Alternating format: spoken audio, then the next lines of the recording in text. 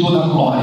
Conta a história que ele é chamado à presença de Domiciano, e na presença de Domiciano, João, ele se nega a adorar ao imperador. Então o imperador, segundo ainda relata a história, diz que manda jogar ele dentro do tacho de óleo fervente, e segundo a tradição, é feito isso mesmo. Mas quando colocam João dentro do tacho de óleo fervente e tiram ele, achando que ele estava com a pele já do corpo soltando, não tinha nenhuma lesão, ele não estava nem vermelho. Eles olham para aquilo e ficam meio com medo. A gente sabe que a cultura helenística teve muito, estava tendo nessa época já muita influência sobre a cultura judaica e também a romana. Então eles ficaram meio assim, falaram: não vamos pôr a mão, sei lá, vai esse homem aí, não é bem um ser humano, não sei, então vamos deixar para lá. Eles eram muito místicos, então eles falaram: deixa, põe ele lá em Patmos, e lá deixa ele lá morrer, ou morre de fome, ou alguma besta fera mata ele lá, deixa esse homem para lá para morrer sozinho. Oh meu Deus, quem está com Cristo não está sozinho.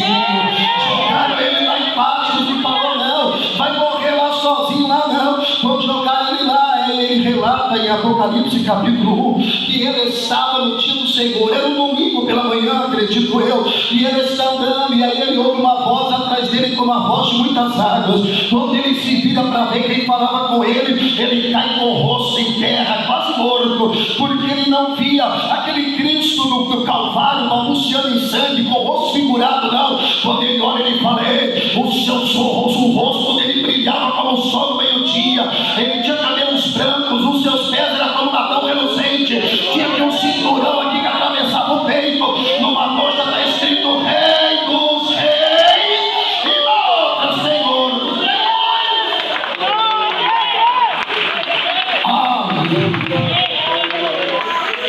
E o Senhor se revela a ele e fala: olha, João, você vai escrever tudo o que você ver, o que você ouvir.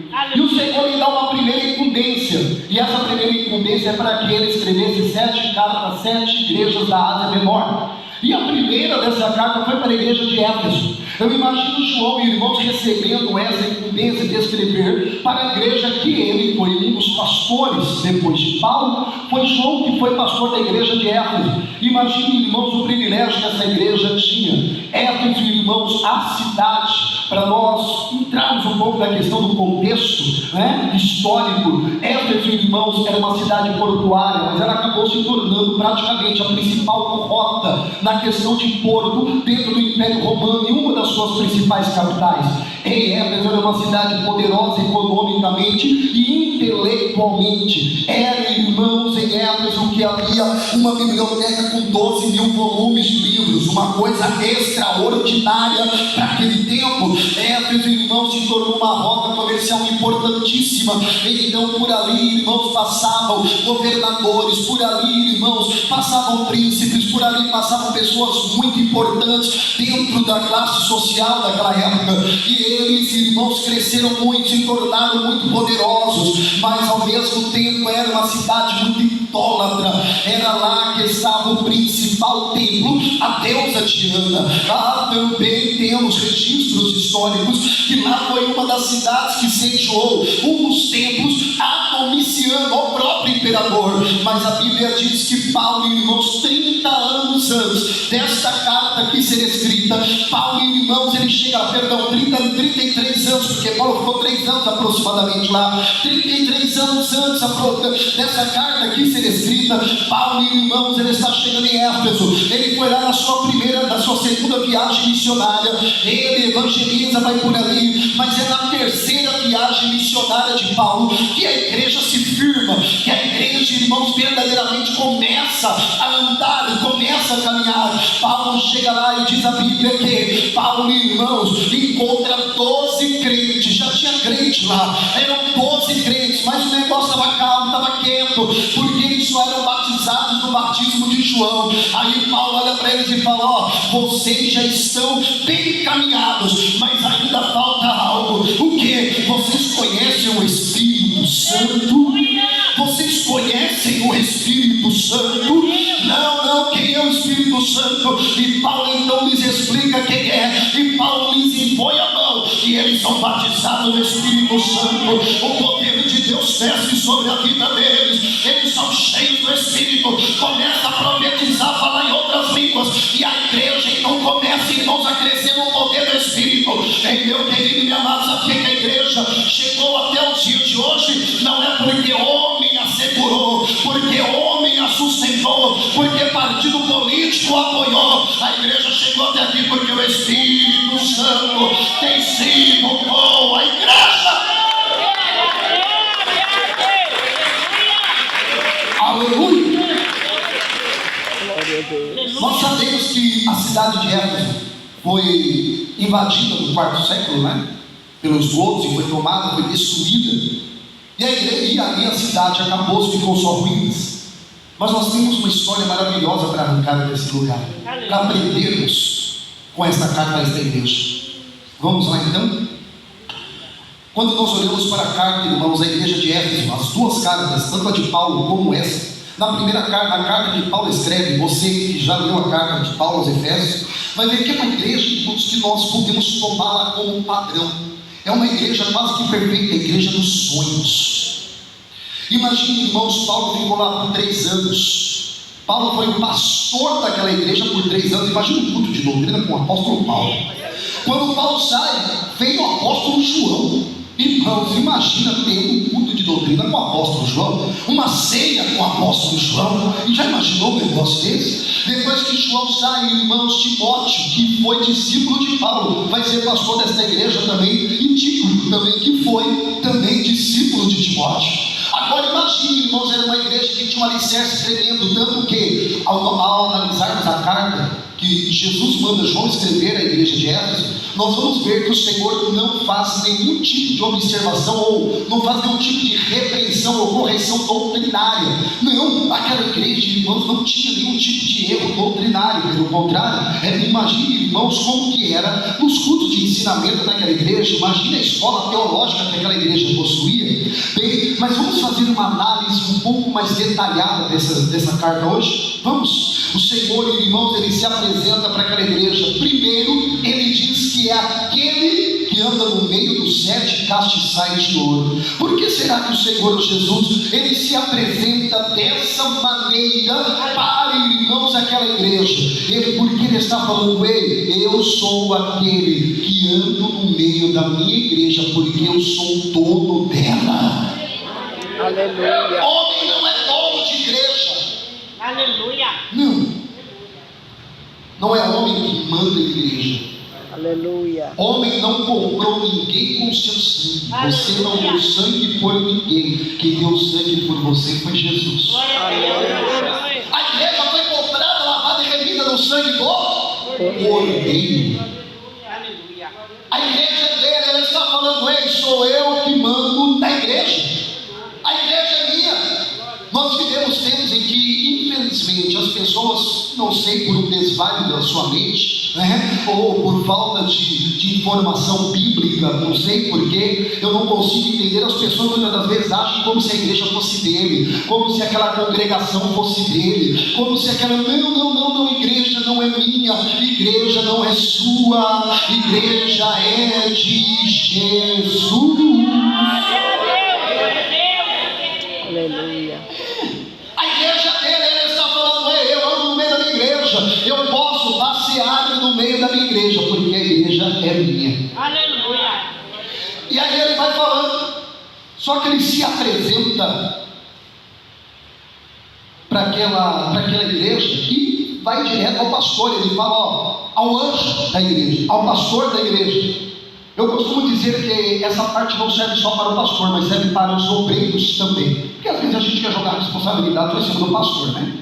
Eu já fui só membro também, eu sou obreiro, e aí a gente às vezes, porque o pastor não fez, porque o pastor não foi, porque o pastor não, então é você. Não é verdade? A gente quer terceirizar muitas das vezes a responsabilidade, né? Não, a responsabilidade é dele, mas é sua também, minha também. Aleluia. E ele fala, irmãos, irmãos, por que ele compara um anjo? Sabe por quê? Porque o pastor, ou os obreiros da igreja, eles têm responsabilidade semelhante de um anjo. Primeira responsabilidade, qual? É transmitir a mensagem de Deus de forma fiel. Aleluia. O anjo não chegava lá e falava, ó, Deus mandou falar assim, mas eu vou incrementar um pouquinho aqui, mas eu vou tirar um pouco aqui, vou colocar um pouco ali. Não, o anjo transmitia a mensagem que Deus havia mandado entregar de forma íntegra, de forma fiel. Aleluia. Não ficava, irmãos, inventando coisinha no meio do caminho, não. Que nem, infelizmente, a gente vê nos dias de hoje. Irmãos, a mensagem já está aqui. Eu não tenho que ficar inventando historinha. Está entendendo, irmãos? Sabe por quê? Porque vocês não vêm aqui para ficar escutando historinha minha. Vocês vêm aqui para ouvir a palavra de Deus. Estou certo? Estou certo? Vocês vêm aqui para ouvir a palavra de Deus. Você não vem aqui para ficar escutando historinha minha, contando coisinha da minha vida. Não, ficar, não, porque hoje, não, meu querido, se a Bíblia está mandando você falar, não, então fica quieto. Eu fui pregar numa igreja, eu sempre lembro disso porque me chamou muita atenção. Eu fui pregar numa igreja que um dos pilares da igreja, assim, bem perto do altar, de forma que só quem estava no altar podia ler. Estava escrito assim, tinha várias frases, mas a frase que ficava de frente ao pregador estava assim, ó: se Deus não falou nada com você, então não fale nada para a igreja dele. Aí, não, porque hoje não, meu querido. Deus mandou você falar? Mandou, então entrega do jeito que ele falou. Se ele falou que é preto com branco, é preto com branco. Se ele falou que é verde com azul, é verde com azul. Não vai colocar a cor no que Deus não falou, você fala. Por quê? Porque Deus não tem compromisso com a palavra do pregador. Deus tem compromisso com a palavra dele. Quando você entrega a palavra dele, Deus honra. Segundo, o anjo, ele tinha em mãos ao dever de guardar. Ele guardava. Nós, como pastores ou como obreiros, nós temos a responsabilidade de guardar, irmãos, o povo do Senhor. Guardar do que? Das mentiras, das falas, das heresias, dos ataques de Satanás. Nós temos esse dever, sim. Precisamos tomar para nós essa responsabilidade. Precisamos defender o povo do Senhor dos ataques que vêm contra eles. Segundo, terceiro, por que um anjo? Porque um pastor ou os obreiros, eles têm que ter comportamentos que são dignos de ser imitados. O obreiro tem que ser assim, ó: eu quero ser igual a ele um dia. Eu quero ser igual a ele um dia. Se um dia eu for obreiro, eu quero ser igual a ele. Se um dia eu for uma obreira, eu quero ser igual a ela. Senhor, irmãos, ele vai falando com aquela igreja. E aí chega uma parte interessante, ele fala: isso é comum em todas as 7 cartas. O Senhor, ele tem uma mensagem comum para todas as 7 cartas para as quais João escreve. E essa mensagem é: eu conheço as suas obras. Eu conheço as suas obras. Eu sei o que você faz. Só que a questão é que, quando você vai estudar o texto, a palavra conhecer do texto original, por isso é muito importante a gente saber e entender o que o texto original está falando, né? Aí vem a questão do estudo aprofundado da palavra de Deus. Para isso, quanto mais estudamos, mais nos aprofundamos nesse oceano maravilhoso do Espírito da palavra. E é a questão que a palavra conhecer aqui vem de saber a intenção, conhecer profundamente o motivo. Ele estava falando: eu sei o motivo, eu sei o que te inspira, eu sei o que está no seu coração quando você faz alguma coisa para mim. Eu sei o porquê, eu sei o que está aí no teu coração quando você faz algo para mim. Eu conheço as tuas obras. Eu sei qual é a verdadeira motivação. Porque a questão, irmãos, é que a igreja, ela continuava trabalhando. A igreja de Éfeso não parou de trabalhar. Eles já tinham perdido o primeiro amor, sim, fato. Mas só que eles não deixaram de trabalhar. Irmãos, olha aí, olha o que o texto fala: meu Deus do céu, tens perseverado, tens sofrido por causa do meu nome, e não te cansaste. Vocês têm trabalhado, colocaram à prova os que dizem apóstolos e não são, achou mentirosos. Eles não pararam de trabalhar. eles continuaram evangelizando, eles continuaram fazendo visita, abrindo culto à igreja todos os dias, limpando a igreja, e eles continuaram pregando, eles continuaram dando aula no culto de ensino, e eles continuaram fazendo tudo o que cabe, irmãos, a fazer na obra de Deus para que o reino avance. Eles não pararam de fazer nada disso, só que o Senhor está falando: ei, eu sei o verdadeiro motivo de vocês estarem fazendo isso.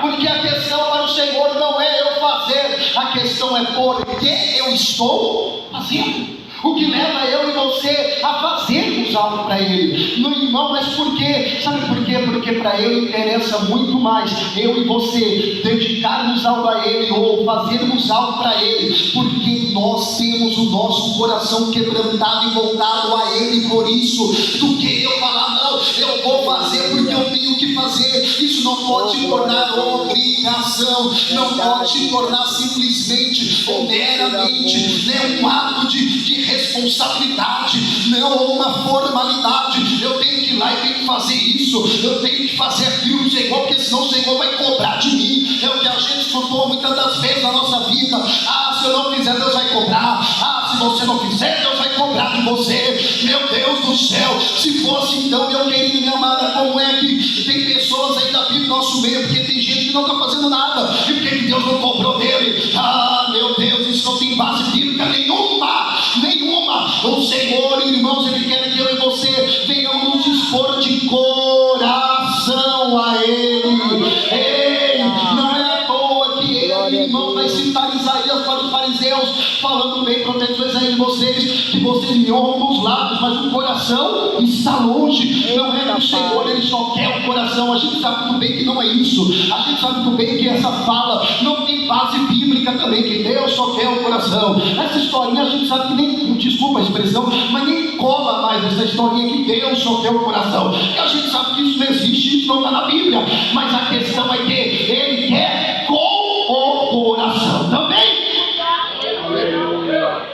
Precisa ter um coração disposto a Ele. E é isso que Ele está falando: eu conheço, eu sei qual é o verdadeiro motivo. Quando Ele olha para mim, para você, Ele não enxerga apenas o nosso exterior, e a gente sabe disso. Estamos cansados de ouvir isso, que o Senhor nos contempla com chamas, com olhos como chamas de fogo, lá Provérbios capítulo 15. A gente sabe disso. A questão não é essa. A questão é que eu e você precisamos entender que há a necessidade de uma disposição de coração, independente do que eu e você venhamos fazer para Ele, seja pregar, seja cantar, seja tocar, seja orar, ofertar, independente do que nós formos fazer para Ele, nosso coração precisa estar disposto e entregue a Ele para que Ele amor a sua obra. Glória a Deus. É por isso que Ele fala isso para 7 igrejas. Eu conheço as suas obras. Eita glória. Eu sei o que você tem feito verdadeiramente por mim, para mim. Com amor. Não é apenas tem feito por mim, mas você tem feito mesmo para mim. Como está o